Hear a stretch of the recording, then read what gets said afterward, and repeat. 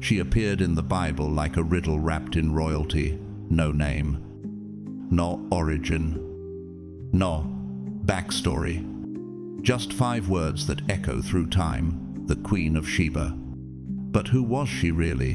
Why did she cross continents to meet a man Solomon renowned for his wisdom? Was it curiosity, diplomacy, or was she carrying a question only heaven could answer? This wasn't just a royal visit. It was something far more mysterious. Think about it. Out of all the kings and queens of history, only one woman was ever remembered by Jesus himself. Not for her crown, not for her empire, but for her search. She came not to impress, but to seek. And what happened in that divine encounter shocked the ancient world. Could it be that she didn't just question Solomon, she conquered him? And if she did, what does that say about the kind of wisdom she carried? If something inside you is stirring, if you feel this might be about more than just history, comment 777 below as a prophetic sign that you, too, are seeking what the world can't offer.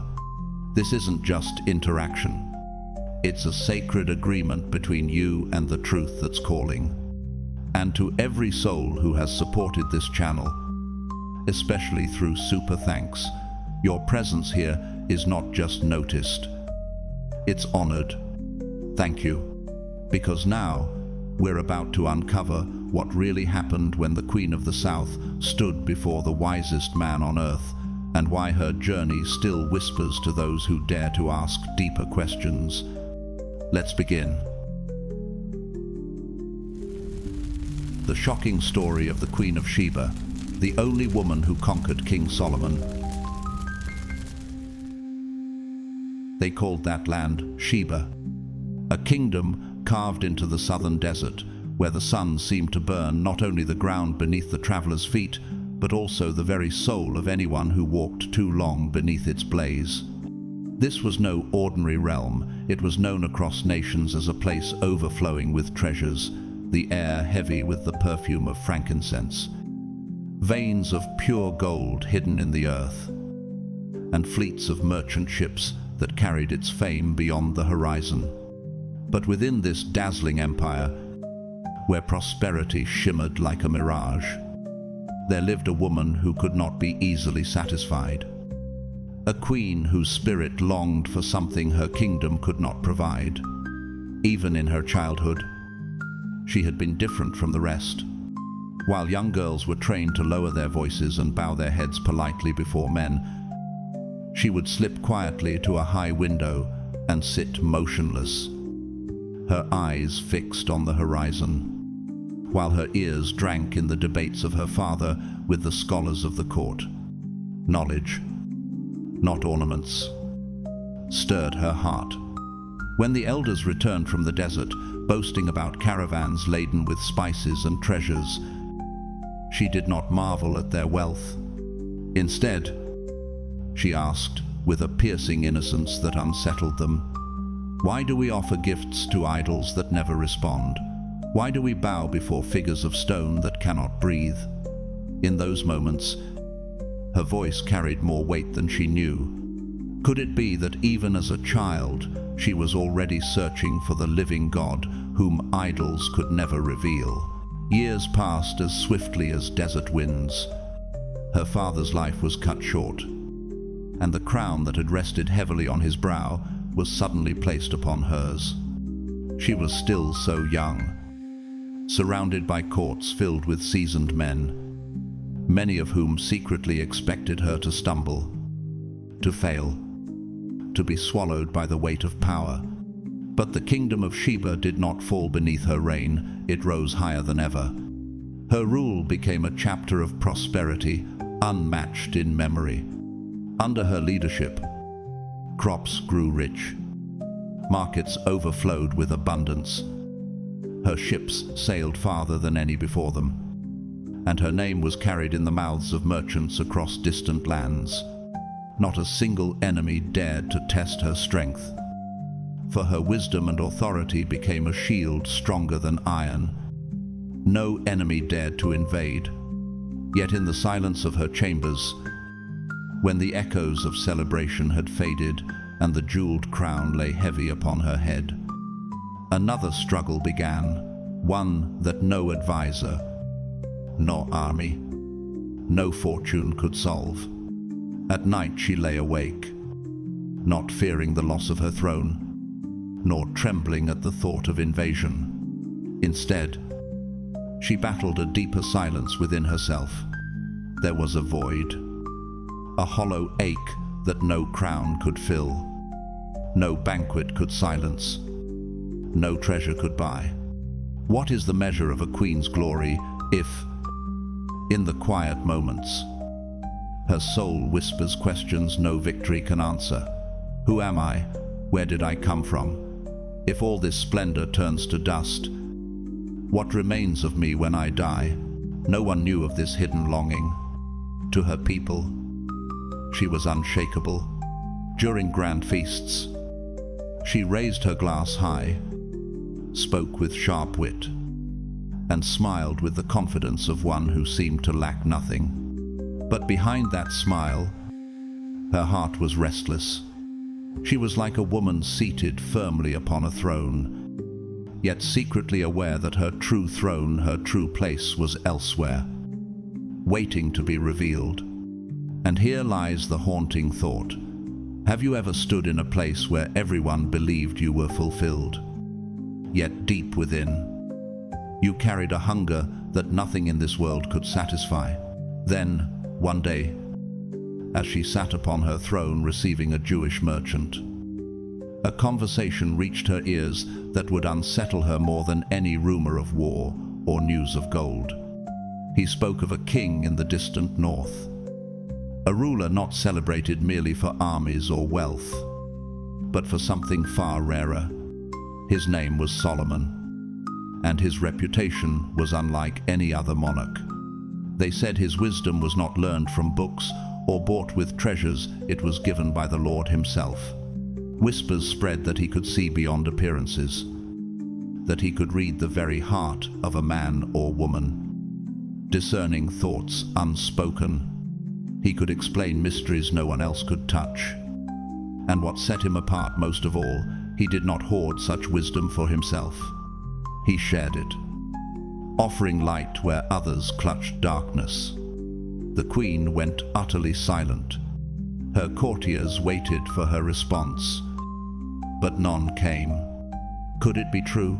Could there really be someone upon this earth who not only knew how to speak with authority, but knew, in a way no idol ever could, how to listen? For years, her soul had longed for such a presence, for a voice that could meet her unanswered questions with more than hollow echoes.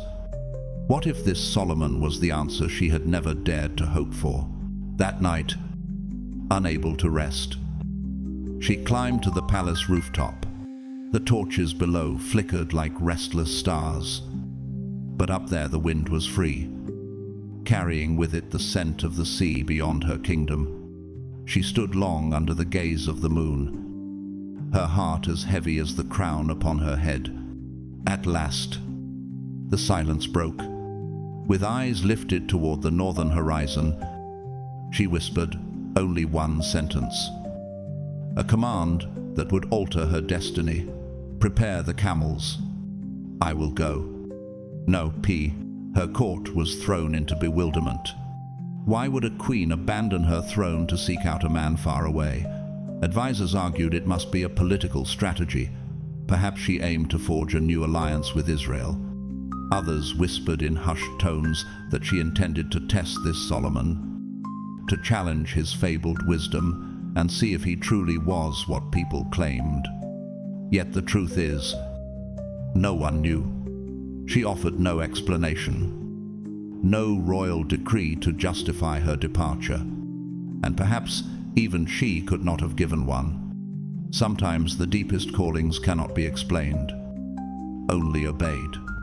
But within herself, she knew this much. If she remained in Sheba, seated among all the treasures and triumphs that the world envied, she would slowly wither inside. What others celebrated as success, had become for her a gilded cage. Yes, Sheba overflowed with wealth, but her soul was starved. Her spirit had nothing left to cling to. And if, somewhere beyond deserts and dangers, there truly was a place where the restless mind could find rest, where unspoken questions might finally receive answers, where the soul itself could be stilled, then, even if the journey cost her everything, she would go. And perhaps this is the same cry that has stirred the hearts of seekers in every age. Have you ever reached a point where all you've built, all you've gained, felt like dust in your hands, and yet one whisper, one rumor of truth, compelled you to leave behind the familiar? The journey stretched on for long, grueling months. Her caravan moved like a golden river across the wilderness, carrying with it not only treasures of gold, radiant jewels, and spices whose fragrance perfumed the desert air, but also burdens less visible, sleepless nights, unspoken fears, and doubts that clung to her heart like shadows. Beneath the searing sun, her resolve was tested, and beneath the canopy of starlit skies, she found no rest. For every mile her camels pressed forward, her mind wandered backward into questions no crown had ever silenced. At times, when the caravan settled and the night winds stirred the silk walls of her royal tent, she would sit apart from the laughter of her attendants, alone with the quiet company of a worn, leather-bound journal. It was small, almost fragile, its pages filled with words she had etched since her girlhood, questions too weighty for a child, yet too dangerous for a queen. In its faded ink lived the thoughts she had never dared speak aloud to a crowd. The priests of Sheba had always brushed them aside, offering shallow answers that crumbled like sand in her hands. But the questions endured. Like desert stones no storm could erase. Do the gods truly hear us? Why do the innocent suffer while the guilty prosper? How can I discern wisdom from mere clever lies? And if there truly is a God above all gods, one who knows every secret of the heart, does he know me? No answer came. Only the flicker of firelight casting restless shadows on the tent walls. Only the desert wind moving through the camp with a sigh too ancient to decipher. She sat, caught between belief and doubt, like a traveler wandering the line between two worlds, one where gods were mute and powerless, and another where the true God might be waiting to reveal himself. Did the silence mean there was no answer? Or was it simply preparing her for something greater? One evening, as the fires burned low and the caravan prepared for another endless day of sand and sun, her most trusted advisor approached her with careful words.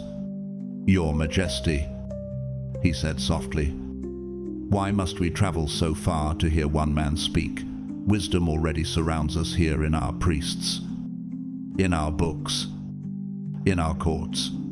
Why not draw from the streams at home?" His question hung in the air like a plea. She did not turn to face him. Her gaze remained fixed on the horizon, as though she could already see beyond it. After a long silence, she answered with words that cut deeper than commands or decrees. "I do not need more words. I need the truth." The simplicity of it silenced him more than any rebuke could have. And after that night, no one dared to ask her again. Then, one early morning, as the first light of dawn broke over the eastern hills, the silence of the caravan was shattered by the cry of the led rider.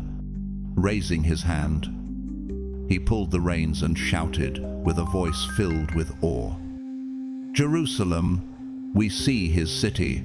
The desert road had ended. The waiting was over. From her tent, the queen stepped into the cool morning air. her robes still heavy with the scent of long travel. She said nothing. Her gaze lifted toward the distant city, its walls gleaming under the rising sun, and for a long time she stood there, unmoving. To her attendants it looked as though she were only staring, but deep within her, something stirred, as if a part of her soul had been asleep and had just now awakened.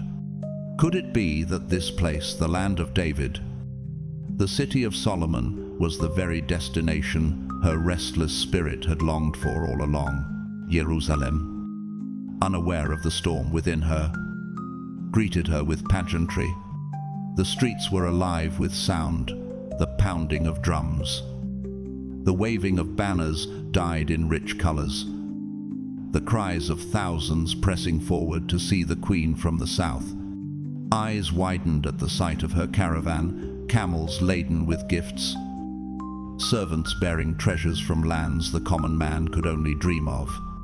Children clutched their parents' robes, whispering her name, while traders gaped at the glittering wealth that shimmered beneath the desert dust. Yet she, unmoved, paid little attention to the noise or the spectacle. She had not come for drums or banners or even the admiration of crowds. From the moment she crossed the city gates, she knew with clarity this city was not her goal. The one she sought was beyond all this, behind palace doors, upon a throne that bore the weight of heaven's wisdom. He, not the city, was the reason she had endured the long desert. At last, the palace doors opened, and she walked into the court of Solomon. No bow marked her entrance. She was a queen, sovereign in her own right, and her journey had been no act of submission. She had crossed deserts and seas, not for politics, not for flattery, but for truth. Her silence was her shield, her eyes her weapon. When she looked at Solomon, it was not with fear but with a quiet challenge. Would his wisdom prove greater than her doubts? Solomon, however, did not respond as most kings might. He did not revel in her defiance, nor demand the bow that others would have insisted upon. Instead, he rose from his throne, descended the steps with calm dignity, and came to meet her face to face. And when he spoke, it was not the formal greeting of a monarch to another, but the warmth of one who welcomes a friend long expected. It was not about protocol. It was not about pride. It was about respect.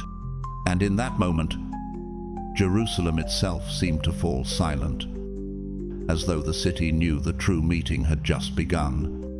No scribe ever recorded how long their conversation lasted. Time itself seemed to dissolve within those palace walls. The Bible only tells us that she came to test Solomon with hard questions, and that he answered everything she asked. Nothing was too difficult for him. At first glance, it might sound like a contest of riddles, a royal exchange of clever puzzles. But what unfolded was far deeper than games. It was not wit battling wit. It was truth meeting hunger, light confronting darkness, a dialogue between a restless soul and one who had tasted the wisdom of God.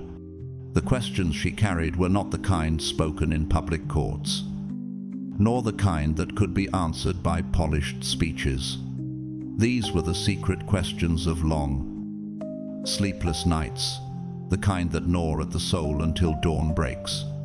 She did not ask about armies or alliances, nor about profit and trade routes.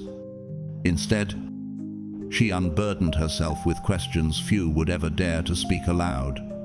How do you remain honest when power gives you every chance not to be? Why are the weak still forgotten in a kingdom ruled by a just God? Is the loneliness of leadership a hidden punishment in disguise, And how can I ever know if the voice stirring inside me is truly God's whisper or only the echo of fear? In those moments, the court fell silent.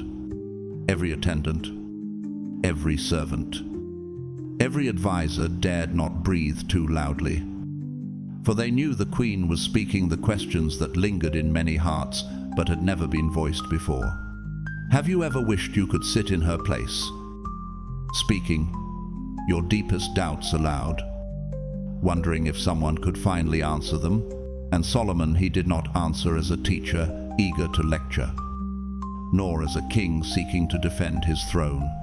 He did not dismiss her doubts with pious sayings, nor overwhelm her with dazzling arguments. Instead, he listened.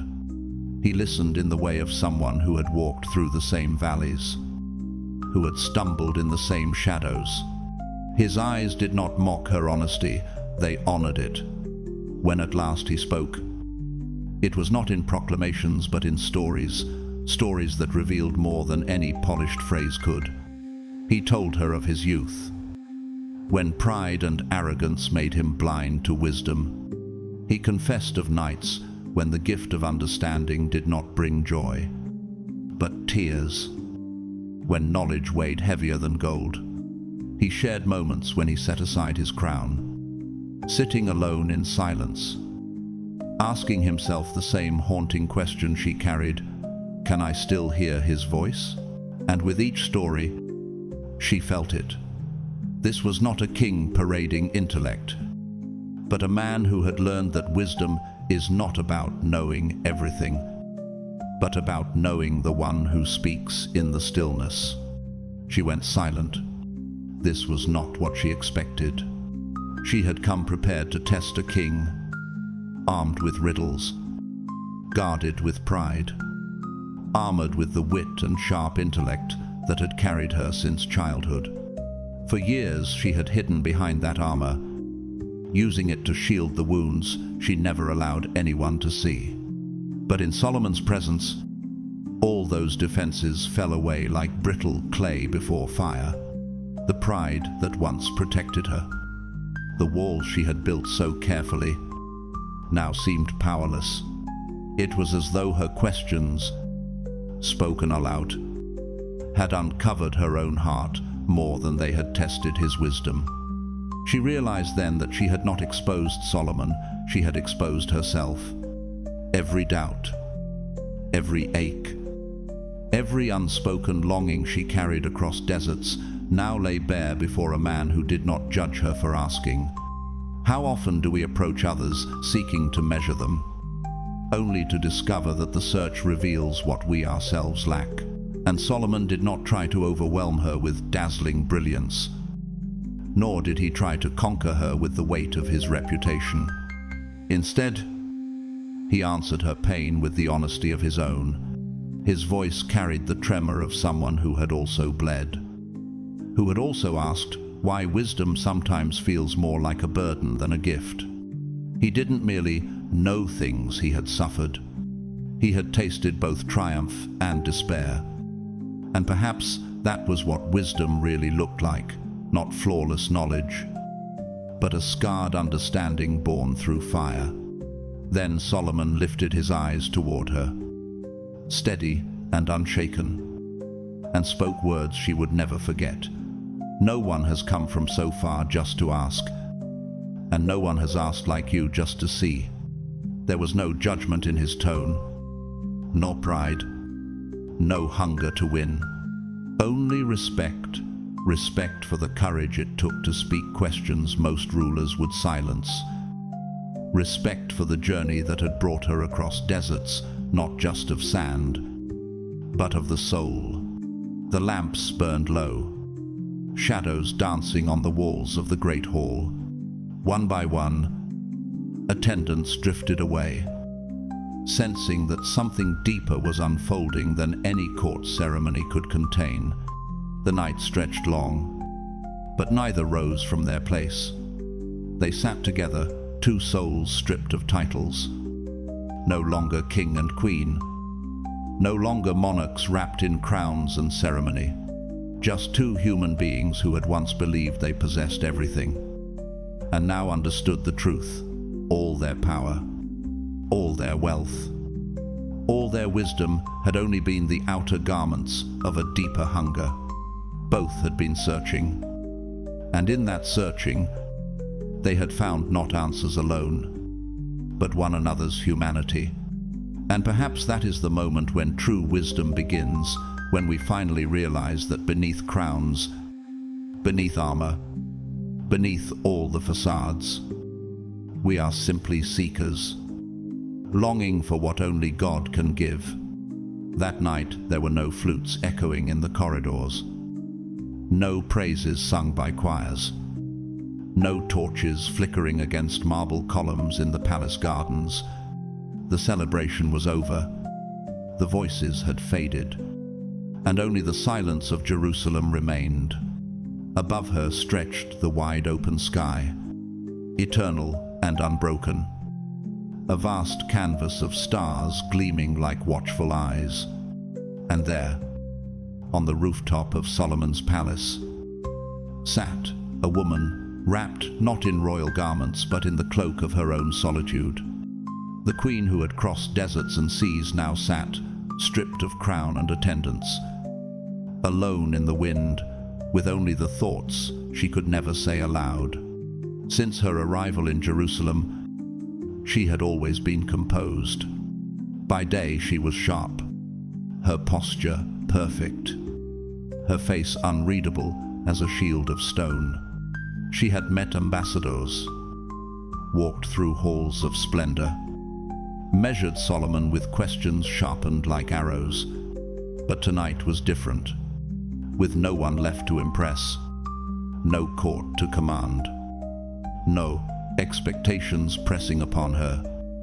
She finally came face to face with something more haunting than riddles or kingdoms, a strange emptiness within herself. And in that emptiness, there was a stillness she had never known before. It was in that stillness she realized something that startled her.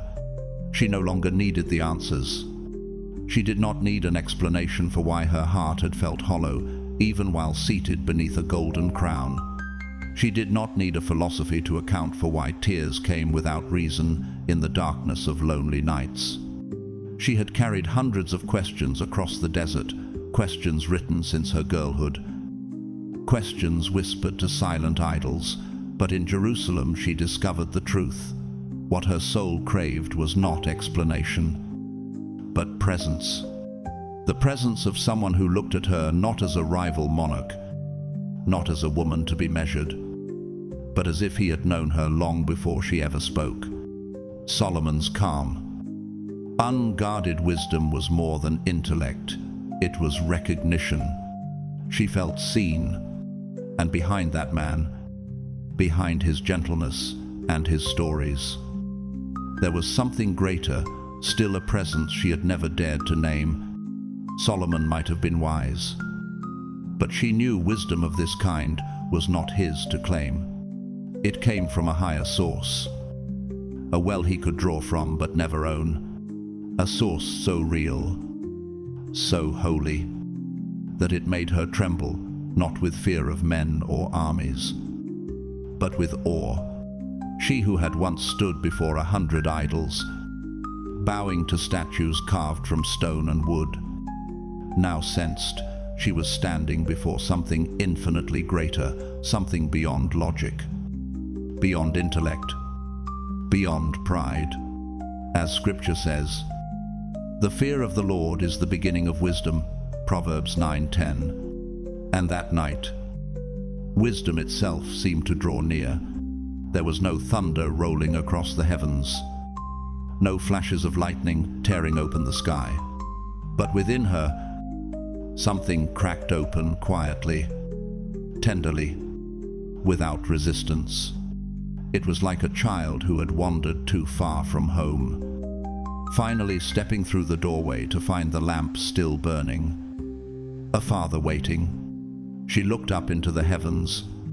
Once, the stars had seemed like distant myths, cold lights in the darkness. Not anymore. They burned with nearness. She did not weep. Yet if someone had passed by, they might have seen it, a strange, luminous light in her eyes, as though, in the deepest part of her, she had heard an unspoken voice whisper, "I see you." No servant witnessed her departure from the palace rooftop that night. Yet, by morning, all Jerusalem seemed to know that something in her had changed. The curious stares of her attendants gave way to quiet recognition. The regal arrogance that had once guarded her steps was gone. What remained was a gentleness, a calm, a quietness that did not come from exhaustion, but from the deep well of a soul that had finally stopped struggling. From that day she spoke less, smiled more tenderly. When the officials of her entourage pressed her, asking if she had found what she came seeking, she offered only a few words. "I have heard, and I have seen." Those words carried the weight of revelation, heavier than gold or spice. For this was no longer the voice of a woman restless for answers, but of one who had finally found rest in presence. The Queen of Sheba had once traveled far across wilderness and sea, driven by the hunger of unrelenting questions. But in the end, she no longer needed answers.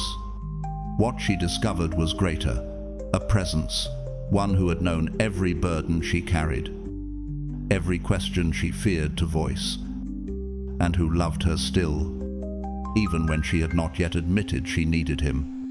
And isn't that what every soul longs for, not simply explanations, but the peace of being fully seen and fully loved? That morning, before the sun's first rays spilled over the rooftops of Jerusalem, the camp of the Queen of Sheba was already alive with quiet movement. The low murmur of voices, the shuffle of camels, the creak of leather saddles filled the air as servants prepared for departure. One by one, they carefully repacked the treasures she had once carried across the desert as offerings fit for a king that caught the light even in the half-dark. Jars of spices whose fragrance clung to the dawn, and jewels that glimmered like captured stars. To the watching eyes of Jerusalem, it looked as though her visit was ending just as it had begun, with wealth displayed in abundance. The palace gates opened, courtiers bowed in their practiced manner, and the people lined the streets to watch her procession. To them, she was simply another royal guest, one more dignitary who had come bearing treasures and left with a handful of wise sayings to take home. But none of them noticed what she truly carried away.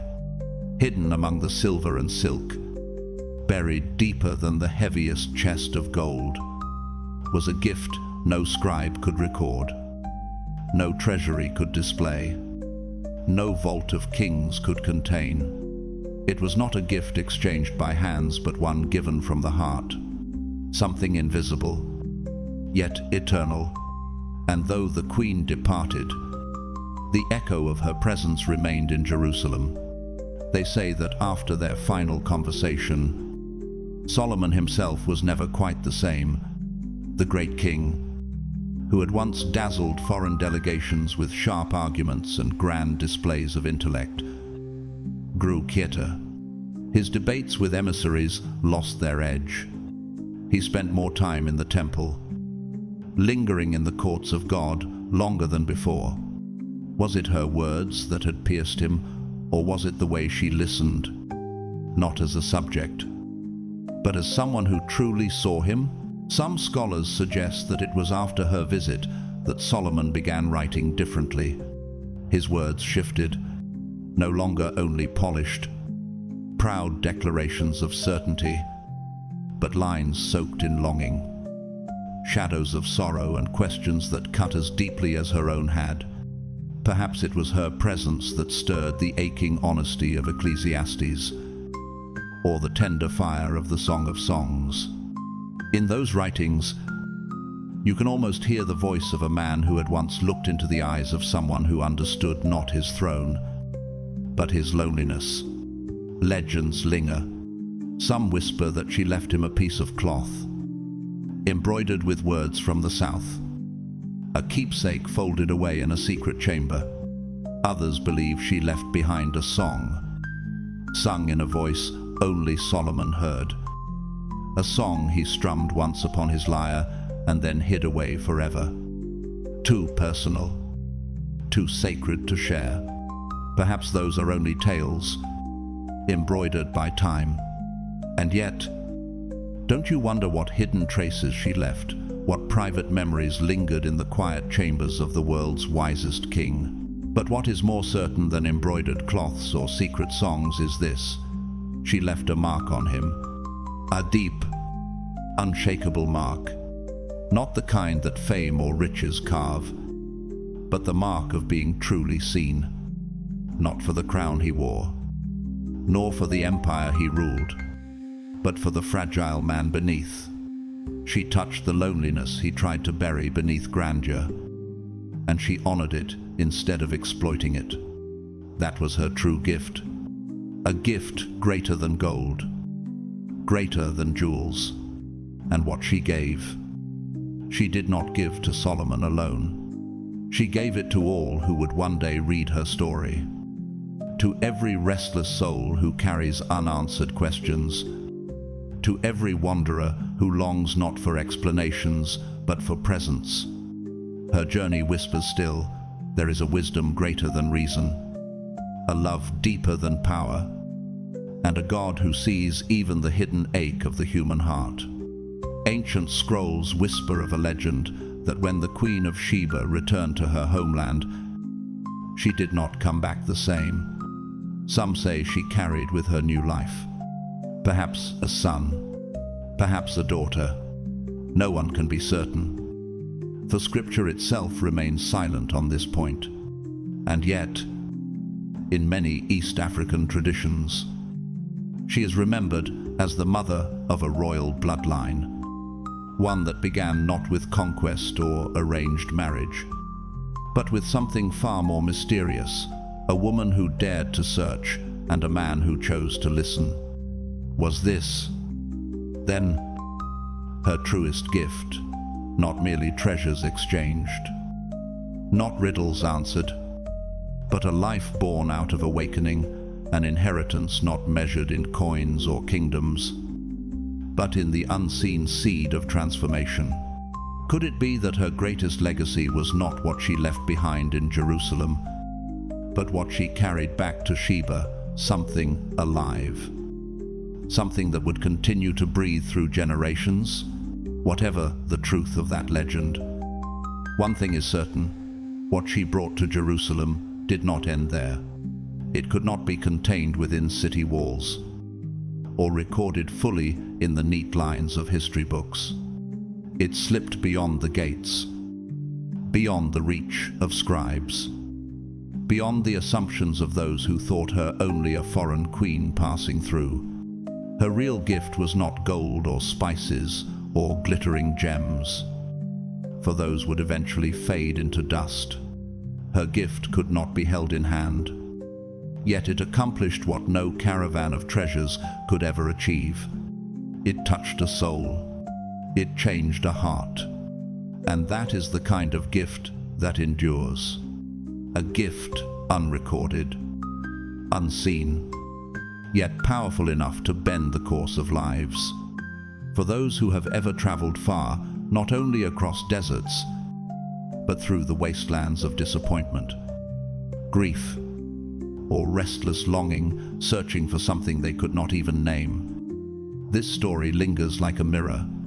Have you not also returned from such journeys, carrying something invisible to others, yet undeniable within yourself? Something no one else could measure, but which changed you forever. Perhaps that is why her story still lives, because the deepest things are rarely written down. They are not captured by the scrolls of kings or carved into monuments of stone. They are remembered only in the hearts of those who have been touched by them, those who know the holy weight of being seen, understood, and transformed. And like her, They carry it quietly, not as explanation, but as presence. She returned to Sheba as quietly as she had come. There were no trumpets announcing her arrival, no extravagant procession of banners and dancers, as when monarchs sought to display power. She crossed the desert, not in triumph, but in silence, the wind tugging at her robes as if trying to carry away the last fragments of her old self. Those who saw her noticed it immediately. Her eyes, once sharp and commanding, no longer seemed to belong entirely to this world. They carried a distant light, as though they were fixed on something unseen, something beyond the marble palaces of her own kingdom. On the surface, everything appeared unchanged. The same towering halls of polished stone rose to meet her. The same officials bent low in ritual bows. The same hills filled the air with the rich scent of frankincense. Yet beneath this familiarity, something within her had shifted forever. She was still the Queen of Sheba, but she was no longer the same woman who had departed months before. Her courtiers began to notice subtle differences. She spoke less often, and when she did, her words carried a quiet weight rather than sharp command. At feasts, where once she had been the center of wit and laughter, she now rarely appeared. More often, she was found walking alone through the sunlit courtyards, her hand tracing the warmth of the stone walls, as if searching for something hidden within them, or perhaps within herself, that she had awakened during her journey. No one could say with certainty what she believed. There was no baptism, no new altar raised in honor of a foreign god within her palace. Yet her decisions began to speak more clearly than decrees carved in stone. Choices that had once been swift and severe as a sword now flowed as gently as a river. Where once she might have enforced judgment without hesitation, now she pardoned a man condemned for treason, releasing him to live again. Where once she focused on grandeur and conquest, she commissioned something her people had never seen before: a home for the elderly, a place of dignity for those forgotten by society. In small ways, quiet ways, her kingdom began to change, and above all, she began to write not royal decrees, not laws for her officials, but private passages, small notes carefully placed in a chest, perhaps intended for her child, or maybe for some distant generation who might one day stumble upon them. These writings did not preach. They did not command. Instead, they told the story of a woman who once had everything the world envied, yet gave it all up to chase one haunting question: does anyone see me?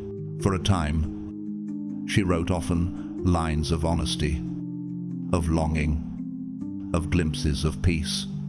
Then one day, unexpectedly, she stopped. No one knew why.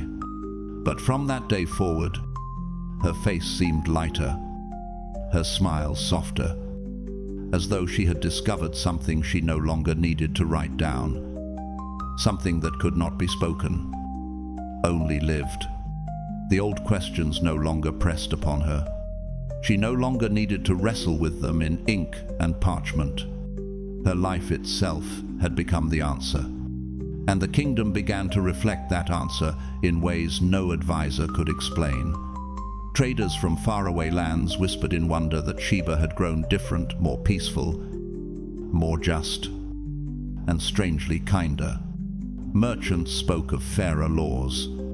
Foreigners spoke of gentler treatment. A new fragrance seemed to rise from her land, not only from its incense, but from the spirit of its people. No one could explain the change. Yet, in hushed tones, they spoke of it all the same. Perhaps, they said softly, the Queen met someone in the north. She herself never spoke of it. Not once did she tell the story of Solomon. or the night skies of Jerusalem, or the questions that had broken her armor, and yet everyone who came near her felt it. Something had touched her that no desert wind could strip away. Something she carried quietly, invisibly, but undeniably. And isn't it true, even now, that when a soul is changed by presence, it cannot remain hidden? She had once departed her land in search of wisdom, restless for an answer her own kingdom could not give. Yet when she returned, she did not carry back a doctrine, nor did she establish a new teaching to be carved in stone. What she carried was far greater, a faith without name, a conviction without creed, a truth unadorned by ceremony. It was quiet, simple, unshakable, and that truth, though invisible to the eye, was enough to shift the heart of a queen, and through her, to soften the spirit of a nation. Centuries later, Jesus himself spoke of her. His words were brief, but filled with eternal weight. The Queen of the South will rise at the judgment with this generation and condemn it, for she came from the ends of the earth to hear the wisdom of Solomon. And now something greater than Solomon is here. Matthew 12:42. He did not call her by name. He did not recount every step of her journey, but he remembered her. He honored the miles she had walked, the questions she had carried, the courage it took to leave everything familiar in search of a God she did not yet know. A journey made in silence, unnoticed by most, but powerful enough to become a witness for the world until the end of time. For there is a truth many hearts hesitate to confess. Every one of us is searching, whether seated upon thrones or hidden in small, dimly lit rooms. Human beings carry the same silent ache. We ask, often without daring to speak aloud, do I matter? Am I truly seen? Is there someone who hears the sighs I never voice? Someone who understands the questions I am too afraid to form? The Queen of Sheba dared to ask.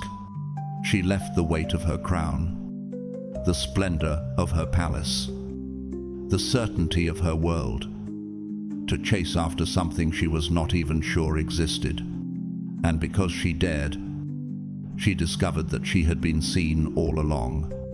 The questions that had haunted her were not wasted. They became the very path that led her into the presence of wisdom, and beyond that, into the presence of God.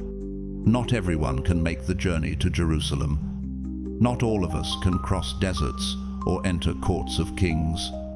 But the promise of her story is this: every longing heart, no matter how far from answers, can still be met. Not through arguments that win debates, not through philosophies that dazzle the mind, but through presence, through the quiet certainty that God sees, God knows, God listens. You do not need every mystery of your soul resolved. Sometimes all it takes is the reality of being seen, truly seen for who you are, with nothing hidden. And in that gaze, questions lose their terror, because presence itself is the answer. Many people live their entire lives without ever being fully seen. They laugh, they labor, they lead, but behind it all, they wonder if anyone notices the silent ache within. Yet, if you have ever been like her, if you have dared to face the emptiness without numbing it, if you have stepped beyond your comfort in search of something real, then this story is not distant history. It is a mirror held up to your own heart. Maybe, just maybe, you are a little like her, and if God could see her in her loneliness and courage, then surely He sees you too. Queen of Sheba is not just a queen, a king, or even the treasures carried across the desert.